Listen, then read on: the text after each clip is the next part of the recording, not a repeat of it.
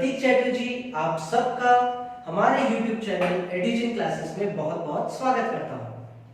सबसे पहले आपको बहुत बहुत थैंक यू कि आपने हमारे प्रीवियस वीडियोस को लाइक किया, हमारे चैनल को सब्सक्राइब किया। आज का वीडियो हमने क्लास 12 के स्टूडेंट्स के लिए बनाया है और आज की क्लास में हम डिस्कस करने वाले हैं क्लास 12 के अकाउंटिंग का फर्स्ट टॉपिक पार्टनरशिप। तो आज की इस क्लास में हम देखेंगे कि पार्टनरशिप क्या होता है, पार्टनरशिप के एसेंशियल एलिमेंट्स क्या होते हैं। तो मैंने इस पार्टनरशिप टॉपिक को एक केस स्टडी, एक रियल लाइफ के एग्जांपल से समझाने का कोशिश किया है ताकि आप उसको बहुत ही इजीली समझ सकें। तो चलिए स्टार्ट करें। तो आज के केस स्टडी के ये हमारे 3 कैरेक्टर्स हैं, जैसे कि आपको दिख रहा है। फर्स्ट कैरेक्टर विवेक, नेक्स्ट कैरेक्टर विशाल और उसके बाद का थर्ड कैरेक्टर है विकास। इन तीनों का एक कॉमन नेचर है, इन तीनों पे एक कॉमन फीचर है, वो ये कि तीनों का सपना ये है कि एक दिन ये अपना बहुत बड़ा रेस्टोरेंट बिजनेस जो है अपने लोकेलिटी में, अपने एरिया में चला सके। उनका एक अपना बहुत बड़ा रेस्टोरेंट है। अनफॉर्चुनेटली इन सब के बिजनेस में कुछ ना कुछ लूप होल्स हैं। फिलहाल तो अभी ये अलग अलग बिजनेस कर रहे हैं। विवेक अलग बिजनेस कर रहे हैं रेस्टोरेंट का, विशाल का भी अलग से एक जगह रेस्टोरेंट का बिजनेस है और विकास का भी अपना एक अलग रेस्टोरेंट है। बट फिर भी ये अपने काम में जो है एफिशिएंट नहीं है, क्योंकि इनके रेस्टोरेंट में, इनके काम में कहीं ना कहीं छोटे से छोटे लूप होल्स हैं, कुछ लूप होल्स हैं। तो चलिए उसको देखते हैं। अगर हम बात करते हैं विवेक की, ठीक है, तो जनरली रेस्टोरेंट बिजनेस में क्या होता है? रेस्टोरेंट बिजनेस में मेनली 3 चीजें होती है। वैसे फैक्टर्स तो बहुत है बट मेनली 3 चीजें। एक, आपका खाना अच्छा बनना चाहिए, बिकॉज कस्टमर्स खाने के लिए आते हैं, तो खाना उसको अच्छा मिलना चाहिए, अच्छी क्वालिटी का मिलना चाहिए, टेस्ट अच्छा होना चाहिए, तो कुकिंग। दूसरा एलिमेंट क्या है? एरिया। किस एरिया में आपका वो रेस्टोरेंट लोकेटेड है?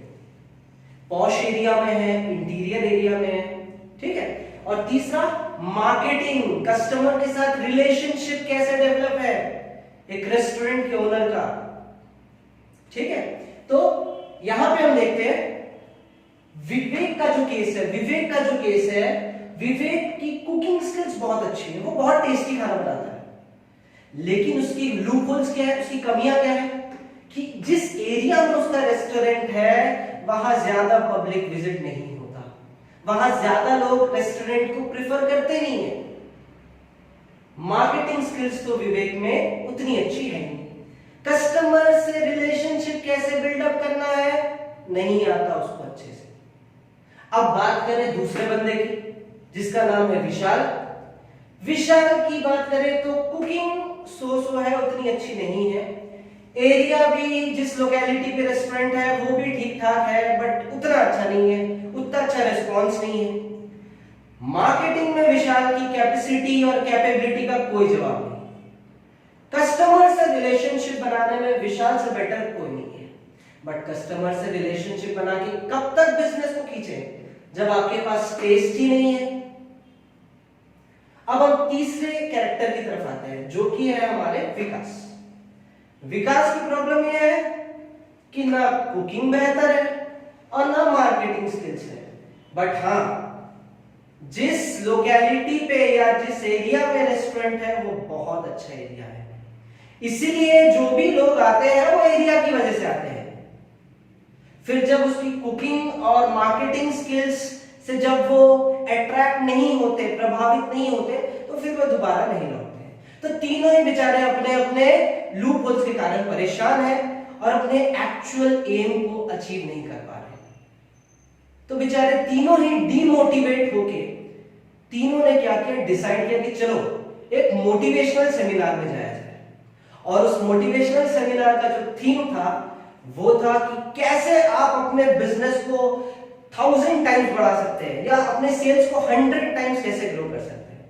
तो बेचारे तीनों डीमोटिवेटेड इंडिविजुअल्स चले गए उस सेमिनार में और कोइंसिडेंटली इन तीनों की मुलाकात आपस में हो गई, विवेक की, विशाल की और विकास की। और बातों बातों में यह भी पता चल गया कि तीनों तो एक ही नेचर का बिजनेस करते भाई, तीनों का ही रेस्टोरेंट का बिजनेस है और तीनों के ही कुछ ना कुछ लूप होल्स है जो एक दूसरे से मैच करते हैं। तो आपको समझ में आ रहा होगा मैं क्या बोलना चाह रहा हूं कि तीनों ही रेस्टोरेंट का बिजनेस कर रहे हैं, तीनों के जो प्रॉब्लम्स है लगभग एक जैसे हैं। किसी का कोई मेरिट है, किसी का कोई एडवांटेज है, कोई स्किल, किसी का कोई स्किल डिसएडवांटेज है।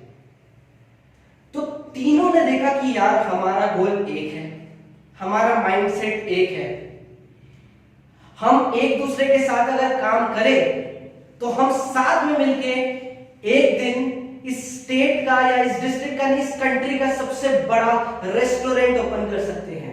तो इन तीनों ने मिलकर डिसाइड किया कि क्यों ना एक काम किया जाए, साथ में मिलकर बिजनेस किया जाए।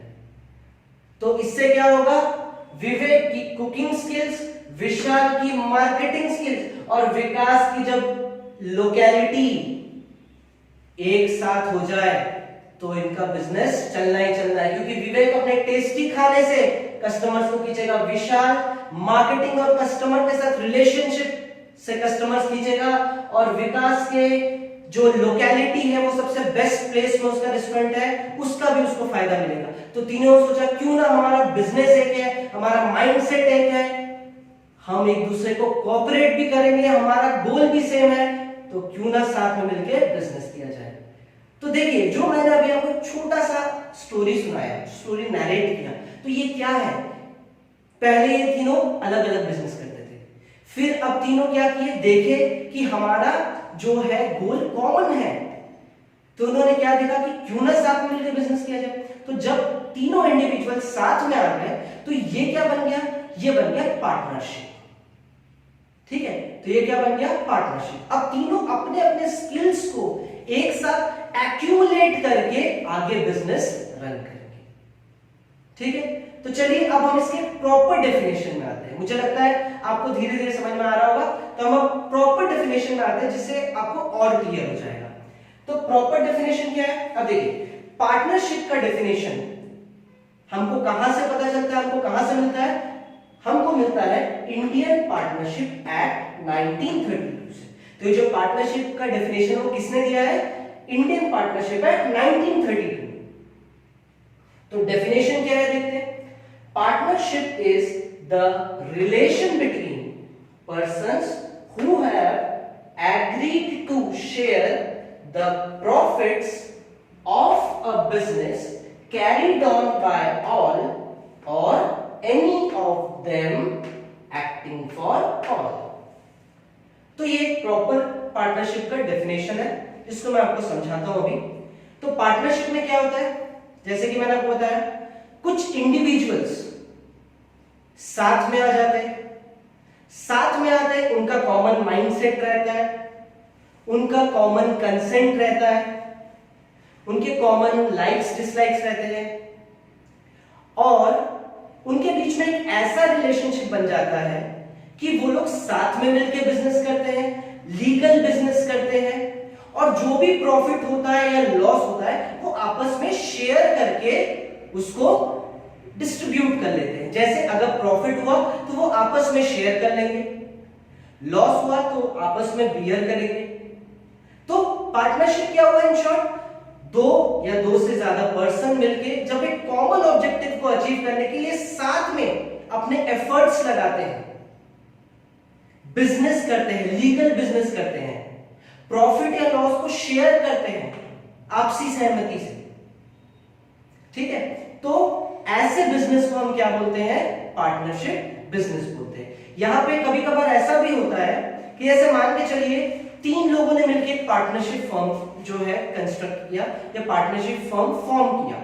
हो सकता है उसमें एक ही बंदा काम करता है और बाकी दो जो है सिर्फ उसमें कैपिटल इन्वेस्ट करके रखे, बट एक जो बंदा है वो सारे पार्टनर्स को क्या करके चलेगा, एक्यूमुलेट करके चलेगा।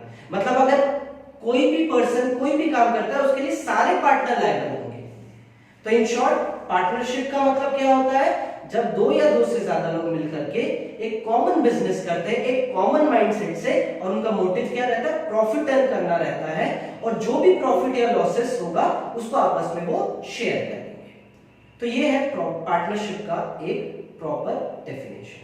अब हम नेक्स्ट आगे बढ़ते हैं और ये देखते हैं कि पार्टनरशिप के एसेंशियल एलिमेंट्स क्या क्या होते हैं।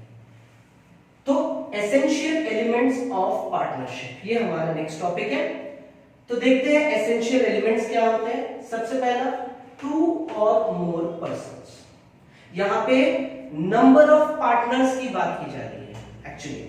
तो मतलब कितने लोग एक पार्टनरशिप फॉर्म में पार्टनर बन सकते हैं, ठीक है। ये एलिमेंट उसको जो है फोकस कर रहा है। एक पार्टनरशिप फॉर्म में कितने पार्टनर्स हो सकते हैं, आप ऐसा बोल सकते हैं, एक पार्टनरशिप फॉर्म में कितने पार्टनर्स हो सकते हैं, ठीक है। तो इस चीज को लेके बहुत ज्यादा क्वेश्चंस अराइज होते हैं स्टूडेंट के माइंड में। तो मैंने इसको बहुत ही ट्रांसपेरेंट वे पे यहाँ पे प्रेजेंट किया है, आप देखेंगे। सबसे पहले अगर हम मिनिमम क्लॉज देखें, मतलब कितने लोग, मिनिमम कितने लोग मिलकर के पार्टनरशिप कर सकते हैं, तो उसका आंसर 2। चाहे कोई भी पार्टनरशिप बिजनेस हो, मिनिमम 2 लोग अगर मिल जाए तो वो एक पार्टनरशिप फर्म क्रिएट कर सकते हैं। वहीं अगर मैं मैक्सिमम की बात करूं तो इसको लेके बहुत ज्यादा जो है डिबेट होता है। तो इसीलिए मैंने मैक्सिमम पार्टनर्स के केस को 2 अलग अलग एक्ट के थ्रू समझाया है। इसको जरा ध्यान से समझिएगा। तो सबसे पहला मैंने क्या, कौन सा एक्ट को लिया है, कंपनीज एक्ट 2013। जो हमारा कंपनीज एक्ट 1956 के बाद अमेंडमेंट आया था, कंपनीज एक्ट 2013, तो मैंने उसको सबसे पहले यहां पे कंसीडर किया है। तो अगर हम कंपनीज एक्ट 2013 के अकॉर्डिंग ये देखें तो मैक्सिमम पार्टनर्स एक फर्म में कितने हो सकते हैं, वो है 100। तो आप याद रखेंगे, according to companies act 2013, maximum partners in a partnership firm can not exceed 100। और वहीं अगर हम बात करें according to companies miscellaneous rules 2014, जो इसके बाद आया है, वो बोलता है कि मैक्सिमम पार्टनर्स कैन बी 50। तो अगर यही चीज आपसे कभी कोई एग्जाम में कोई क्वेश्चन पूछे, अगर ऐसा कोई एग्जाम में क्वेश्चन पूछा जाए, ठीक है, तो आप उसको मेंशन करें कि अकॉर्डिंग टू कंपनीज एक्ट 2013 कितना है, 100। According to companies miscellaneous rules 2014 कितना है, 50। हाँ, कभी कभार आपको हो सकता है बोर्ड एग्जाम में इसके ऊपर कोई ऑब्जेक्टिव पैटर्न का क्वेश्चन पूछ ले, एमसीक्यू पैटर्न का क्वेश्चन पूछ ले, तो उसमें तो आप कोई चीज स्टेटमेंट लिख के मेंशन नहीं कर सकते। तो उस केस में हम जो आंसर लेंगे वो लेंगे 50, क्योंकि मिसलेनियस रूल्स क्या है, उसके बाद आया है। तो हम उसी बेसिस में जो है उसका आंसर क्या लेंगे, 50 लेंगे। अदरवाइज अगर आपको स्टेटमेंट लिख के अगर अपने आंसर को शो करना है तो काइंडली इस एक्ट को मेंशन करके ही शो करेंगे, तो वो बेटर है। तो मुझे लगता है आपको नंबर ऑफ पार्टनर्स का जो सिचुएशन है वो पता चल गया होगा। मिनिमम कितने हो सकते हैं, 2, और मैक्सिमम के लिए according to conditions. Companies act 2013 कितना बोलता है, 100, और कंपनीज मिसलेनियस रूल्स 2014 कितना बोलता है, 50। आगे बढ़ते हैं। नेक्स्ट क्या है हमारा एलिमेंट, एग्रीमेंट। अब देखिए मैंने यहां पे लिखा एग्रीमेंट और यहां पे लिखा ओरल और रिटन। इसका मतलब क्या है, देखिए कोई भी पार्टनरशिप बिजनेस या पार्टनरशिप फर्म तभी क्रिएट होगा जब पार्टनर्स के बीच में एग्रीमेंट होगा। जब तक कोई प्रॉपर एग्रीमेंट ही नहीं है, कोई लीगल एग्रीमेंट ही नहीं है, तब तक कोई पार्टनरशिप बिजनेस जो है वो फॉर्म हो ही नहीं सकता है। तो इसलिए सबसे पहला जरूरी चीज क्या है, एग्रीमेंट बनाना।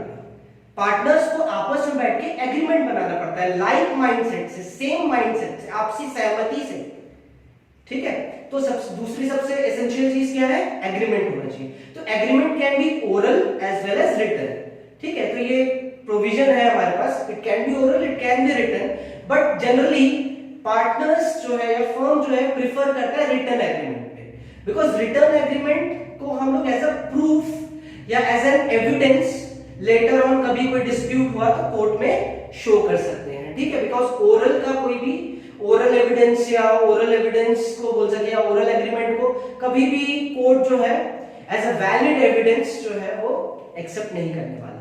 इसलिए जनरली हम क्या करते हैं, रिटन एग्रीमेंट ही फॉर्म करते हैं, but we can make written as well as oral, वो हमारे ऊपर है। Next, lawful business. Lawful business का मतलब क्या होता है? लॉफुल बिजनेस का मतलब होता है लीगल बिजनेस। अब पता चला हम 3-4 लोग मिलकर के कोई इलीगल काम कर रहे हैं, तो वो तो पार्टनरशिप अलाउ नहीं करता। पार्टनरशिप क्या बोलता है? बिजनेस करना है, ठीक है, तो लॉफुल बिजनेस करो, लीगल बिजनेस करो, ठीक है। तो बिजनेस अगर करना है तो लॉफुल बिजनेस होना चाहिए, लीगल बिजनेस होना चाहिए, ये भी एक एसेंशियल एलिमेंट है। नेक्स्ट क्या है? Profit motive. अरे बिजनेस करने का मतलब ही क्या है? प्रॉफिट। अगर किसी बिजनेस का मोटिव प्रॉफिट है ही नहीं तो फिर वो बिजनेस भी नहीं है। तो इन शॉर्ट, अगर आप कोई पार्टनरशिप बिजनेस कर रहे हैं तो उसका मोटिव क्या है? Profit. Next, sharing of profits. Sharing of profits का मतलब हमने ये देखा था पार्टनरशिप के डेफिनेशन में कि पार्टनर्स जो होते हैं, जब वो पार्टनरशिप बिजनेस में एंटर करते हैं तो उनके बीच में क्या होती है? कुछ कंडीशंस फॉर्म होते हैं जो ये बोलते हैं कि इन फ्यूचर अगर फर्म को प्रॉफिट हुआ तो भी पार्टनर्स के बीच में डिस्ट्रीब्यूट होगा, और फर्म ने अगर लॉस बियर किया तो वो भी सारे पार्टनर्स एक साथ बियर करेंगे।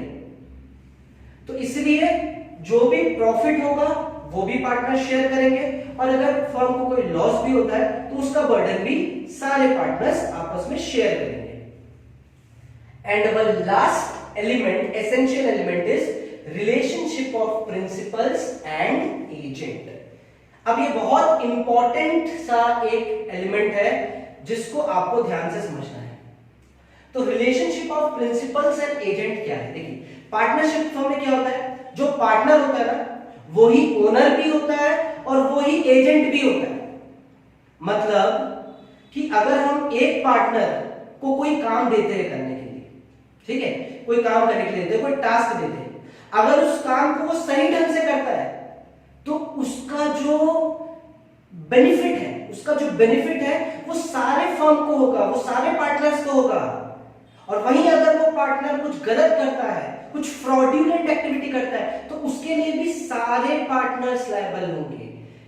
तो अगर एक पार्टनर कुछ गलती करेगा तो उसके लिए सारे पार्टनर्स लायबल होंगे, और एक पार्टनर कुछ अच्छा करेगा तो उसकी बेनिफिट भी सारे पार्टनर्स को मिलेगा।